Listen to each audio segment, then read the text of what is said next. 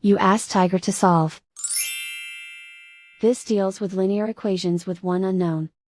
The final result is u equals 2. Let's solve it step by step. Group all u terms on the left side of the equation. Subtract 7u from both sides. Simplify the arithmetic. Group like terms. Simplify the arithmetic. Isolate the u. Divide both sides by 2. Simplify the fraction.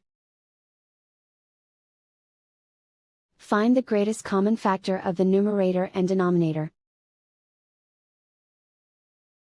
Factor out and cancel the greatest common factor. And so the final result is u equals 2.